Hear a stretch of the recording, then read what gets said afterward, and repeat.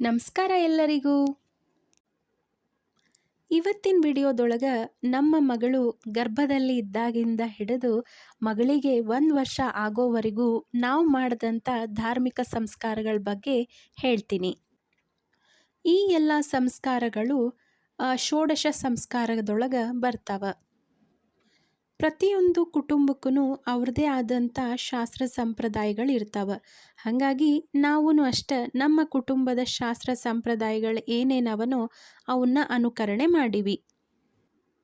ನಾವು ಫಾಲೋ ಮಾಡೋದು ಉತ್ತರ ಕರ್ನಾಟಕದ ಬ್ರಾಹ್ಮಣ ಶೈಲಿಯ ಸಂಪ್ರದಾಯಗಳನ್ನು. ಈ ಷೋಡಶ ಸಂಸ್ಕಾರಗಳು ಶುರುವಾಗುವುದು ಮಗು ಗರ್ಭದೊಳಗಿದ್ದಾಗಿಂದ. ಈ ಸಂಸ್ಕಾರಗಳನ್ನೆಲ್ಲ ಮಾಡೋದ್ರಿಂದ ಗರ್ಭದಲ್ಲಿರುವಂಥ ಮಗುವಿನ ಬೆಳವಣಿಗೆಗೆ ಹಂಗೆ ತಾಯಿಯ ಮಾನಸಿಕ ಆರೋಗ್ಯಕ್ಕೂ ಸಂತೋಷಕ್ಕೂ ಈ ಎಲ್ಲ ಸಂಸ್ಕಾರಗಳು ಸಹಾಯ ಮಾಡ್ತವೆ. ಮೊದಲಿಗೆ ಶುರುವಾಗೋದು ಮಗು ಗರ್ಭದಲ್ಲಿದ್ದಾಗ, ಅಂದರೆ 3 ತಿಂಗಳು ಆದಾಗ ತವರು ಮನೆಯಿಂದ ಫಸ್ಟ್ ಬೈಕಿ ಬುತ್ತಿ ಅಂಥೇಳಿ ತೊಗೊಂಬರ್ತಾರೆ. ದೇವ್ರ ಮುಂದೆ ಕೂಡಿಸಿ ಅರಿಶಿನ ಕುಂಕುಮ ಹಸಿರು ಬಳಿ ಹೂವು ಎಲ್ಲ ಹಾಕಿ ಉಡಿ ತುಂಬ್ತಾರೆ. ಇದನ್ನು ಹೆಚ್ಚಾಗಿ ಯಾರಿಗೂ ಹೇಳೋದಿಲ್ಲ.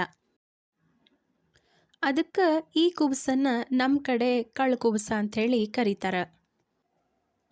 ಇನ್ನು 5 ತಿಂಗಳು ಇದ್ದಾಗ ತವ್ರ ಮನೆಯವರು ಫಸ್ಟ್ ಕುಬಸನ ಮಾಡ್ತಾರೆ. ತವ್ರ ಮನೆ ಕುಬಸ ಆಗೋವರೆಗೂ ಬೇರೆ ಯಾರೂ ಕುಬಸ ಮಾಡಲಿಕ್ಕೆ ಬರುವುದಿಲ್ಲ. ಹಸಿರು ಸೀರೆ ಉಟ್ಕೊಳ್ಳೋದಿಲ್ಲ. ತವ್ರ ಮನೆಯವ್ರನ್ನ ಫಸ್ಟ್ ಕುಬಸದೊಳಗೆ ಹಸಿರು ಸೀರೆ ತಂದು ಕೊಡ್ತಾರೆ. ತವ್ರ ಮನೆಯವರು ಮಾಡುವಂಥ ಕುಬಸದೊಳಗೆ ಪುಣ್ಯವಾಚನೆ ಹೋಮ ಅವೇನೂ ಇರುವುದಿಲ್ಲ. ಬರೀ ರೇಷ್ಮೆ ಸೀರೆ ಅಂದರೆ ಹಸಿರು ಸೀರೆ, ಮೊಗ್ಗಿನ ಜಡಿ, ಆಮೇಲೆ ವಿಶೇಷವಾದಂಥ ಸ್ವೀಟ್ಸು, ಥರದ ಖಾರದ ಐಟಮ್ಸ್ಗಳು ಇವನ್ನೆಲ್ಲ ತೊಗೊಂಬಂದು ಖುಷಿಯಿಂದ ಕೂಡಿಸಿ ಉಡಿ ತುಂಬಿ ಹಸಿರು ಬಳಿ ಮೊಗ್ಗಿನ ಜಡಿ ಎಲ್ಲ ಹಾಕಿ ಆರತಿ ಮಾಡ್ತಾರೆ. ನಮ್ಮ ಕಡೆ ಈ ಕುಬಸದೊಳಗೆ ಅಳಿಯನಿಗೆ ಬಂಗಾರ ಕೊಡುವಂಥ ಪದ್ಧತಿ. ಅದೇನು ಕಂಪಲ್ಸರಿ ಅಂತೇನಿಲ್ಲ, ಆದರೆ ಏನೋ ಸಂತೋಷದ ಕಾರ್ಯಕ್ರಮ ಅಂಥೇಳಿ ಅಳಿಯನಿಗೆ ಕೊಡ್ತಾರೆ. ನನ್ನ ಕುಬಸದೊಳಗೆ ನಮ್ಮ ಕಡೆ ರಿಲೇಷನ್ಸ್ ಎಲ್ಲ ಬಂದಿದ್ದರು. ಅದೇ ಥರ ನಮ್ಮ ಅಣ್ಣ ಅಮ್ಮ ಅಕ್ಕ ವೈನಿ ಖುಷಿಯಿಂದನ ನನ್ನ ಕುಬಸ ಎಲ್ಲ ಮಾಡಿದರು. ಇದು ಕನಸೋ ಏನು ನನಸೋ ಅನ್ನೋ ಹಂಗಾಗಿತ್ತು ನನಗಂತೂ ಈ ಕಾರ್ಯಕ್ರಮ. ಇನ್ನು 7 ತಿಂಗಳು ಇದ್ದಾಗ ಗಂಡನ ಮನೆಯೊಳಗೆ ಸೀಮಂತವನ್ನು ಮಾಡ್ತಾರೆ. ಈ ಸೀಮಂತಕ್ಕೆ ಧಾರ್ಮಿಕವಾಗಿ ಬಹಳ ಮಹತ್ವ ಅದ. ಈ ಸೀಮಂತದೊಳಗೆ ಮಾಡುವಂತಹ ಧಾರ್ಮಿಕ ಆಚರಣೆಗಳ ಮೂಲಕ ಋಷಿಗಳ ಋಣ, ಪಿತೃಗಳ ಋಣ, ಹಂಗೆ ದೇವತೆಗಳ ಋಣವನ್ನು ತೀರಿಸುವಂತಹ ಒಂದು ಅವಕಾಶ. ನಮ್ಮ ಸಂತತಿ ಬೆಳೆಯೋದ್ರ ಮೂಲಕ ಈ 3 ಋಣಗಳನ್ನು ನಾವು ತೀರಿಸಲಿಕ್ಕೆ ಸಾಧ್ಯ ಆಗ್ತದೆ.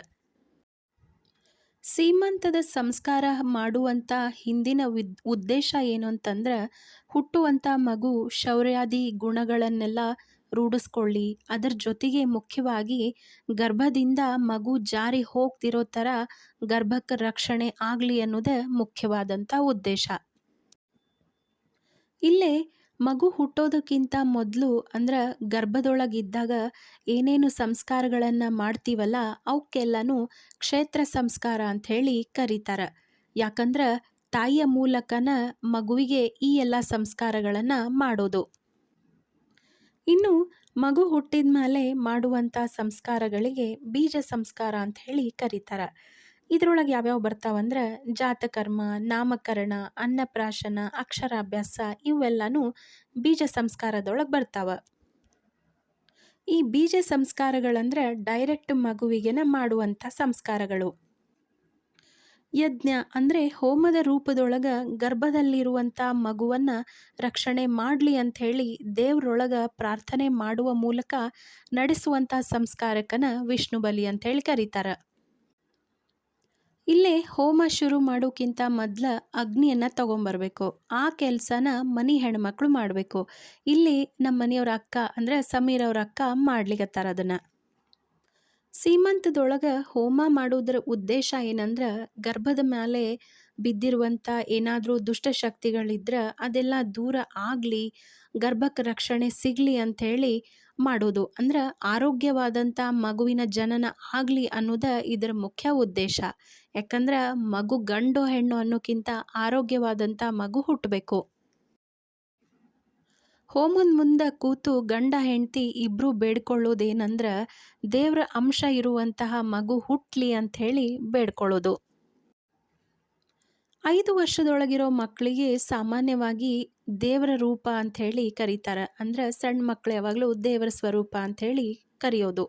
ಯಾಕಂದ್ರೆ ಆ ವಯಸ್ಸಿನೊಳಗ ದ್ವೇಷ, ಅಸೂಯ, ಕೆಟ್ಟ ಗುಣಗಳು ಏನೂ ಇರಂಗಿಲ್ಲ ಅವರಿಗೆ. ಕಪಟ ಬುದ್ಧಿನೂ ಇರುವುದಿಲ್ಲ.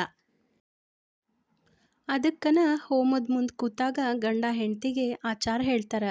ದೇವರ ಅಂಶ ಇರುವಂಥ ಮಗು ಅಂದ್ರೆ ಆರೋಗ್ಯವಾಗಿರುವಂಥ ಮಗು ಹುಟ್ಲಿ ಅಂಥೇಳಿ ಪ್ರಾರ್ಥನೆ ಮಾಡ್ಕೊಳ್ಳೋದು. ಈ ಸೀಮಂತವನ್ನ ಮೊದಲೇ ಬಾರಿ ಗರ್ಭ ಧರಿಸಿದಾಗ ಮಾಡುವಂಥ ಒಂದು ಶಾಸ್ತ್ರ ಇದು. ಗರ್ಭಿಣಿ ಸ್ತ್ರೀಗೆ ಅಂದ್ರೆ ಯಾರು ಪ್ರೆಗ್ನೆಂಟ್ ಇರ್ತಾರಲ್ಲ ಅವರಿಗೆ ಮಹಾಲಕ್ಷ್ಮಿಯ ಸ್ವರೂಪ ಅಂಥೇಳಿ ತಿಳ್ಕೋಬೇಕು ಅಂಥೇಳಿ ಆಚಾರ ಹೇಳ್ತಾರೆ. ಈ ಸೀಮಂತ ಮಾಡೋದ್ರಿಂದ ಗರ್ಭಿಣಿಗೆ ಯಾವುದೇ ತರಹದಂಥ ದುರ್ಗುಣಗಳು ತಾಗದಿರೋ ಹಂಗೆ ಸ್ವತಃ ಲಕ್ಷ್ಮಿನೇ ಬಂದು ಪ್ರಸವ ಆಗೋವರೆಗೂ ಗರ್ಭಿಣಿ ಸ್ತ್ರೀಯೊಳಗೆ ನಿಂತ್ಕೊಂಡು ಎಲ್ಲ ಆರೋಗ್ಯವನ್ನು ನೋಡ್ಕೋತಾಳ ಅಂಥೇಳಿ ಹೇಳ್ತಾರೆ. ಅದಕ್ಕೆ ಹೋಮ ಮಾಡ್ಬೇಕಾದ್ರೆ ಗಂಡನ ಕಡೆಯಿಂದ ಆಚಾರ ಹೇಳಿಸ್ತಾರೆ. ಗರ್ಭಿಣಿಯ ರಕ್ಷಣೆ ಭಾರ ಎಲ್ಲ ನಂದು. ಆಮೇಲೆ ಅವಳಿಗೆ ಯಾವುದೇ ರೀತಿಯಾದಂಥ ಮನಸ್ಸಿಗೆ ನೋವು ಆಗದಿರೋ ಥರ ನಾನು ನೋಡ್ಕೊಳ್ತೀನಿ ಅಂಥೇಳಿ ಎಲ್ಲ ಹೇಳಿಸ್ತಾರೆ. ಯಾಕಂದ್ರೆ ಗರ್ಭಿಣಿ ಹೆಂಡತಿ ಅಂದ್ರೆ ದೇವತೆ ಸಮಾನ. ಹಾಗಾಗಿ ಸಂತೋಷದಿಂದ ನೋಡ್ಕೋಬೇಕು ಅಂಥೇಳಿ ಹೇಳಿಸ್ತಾರೆ. ಈ ಸೀಮಂತಕ್ಕೆ ಧಾರ್ಮಿಕವಾಗಿ, ಆಧ್ಯಾತ್ಮಿಕವಾಗಿ ಬಹಳಷ್ಟು ಮಹತ್ವ ಅದ. ಹಾಗಾಗಿ ನಾವಿಬ್ಬರು ಗಂಡ ಹೆಂಡತಿ ಏನು ಅಂದ್ಕೊಂಡಿದ್ವಿ ಅಂದ್ರೆ ಯಾವುದೇ ಕಾರಣಕ್ಕೂ ಯಾವುದೇ ರೀತಿಯಾದಂಥ ಶಾಸ್ತ್ರ ತಪ್ಪಬಾರ್ದು, ಎಲ್ಲ ಸುಸೂತ್ರವಾಗಿ ಅನ್ಕೋಬೇಕು, ನಡೆಯುವಂಗೆ ಆಗಬೇಕು ಅಂಥೇಳಿ ಅಂದ್ಕೊಂಡಿದ್ವಿ. ಸೀಮಂತ ಮಾಡ್ಲಿಕ್ಕಂತನ ಒಂದು ಒಳ್ಳೆ ಮುಹೂರ್ತವನ್ನು ತೆಗೆಸಿರ್ತಾರೆ. ಗರ್ಭ ನಿಂತಾದ್ಮೇಲೆ ಪುಂಸವನ, ಅನವಲೋಬನ ಅನ್ನುವಂಥ ಸಂಸ್ಕಾರಗಳನ್ನು ಮಾಡ್ತಾರೆ. ಕೆಲವೊಂದು ಸರಿ ಯಾವುದೋ ಕಾರಣದಿಂದ ಈ ಎಲ್ಲ ಸಂಸ್ಕಾರಗಳನ್ನು ಮಾಡ್ಲಿಕ್ಕಾಗೋದಿಲ್ಲ. ಅವೆಲ್ಲ ಬಿಟ್ಟಿರುವಂಥ ಸಂಸ್ಕಾರಗಳನ್ನು ಈ ಸೀಮಂತದೊಳಗನ ಎಲ್ಲ ಮಾಡ್ತಾರೆ. ಭಗವಂತನ ತೃಪ್ತಿಗಾಗಿ ಅಗ್ನಿ ಮೂಲಕ ಆಹುತಿಗಳನ್ನು ಕೊಡಿಸ್ತಾರೆ.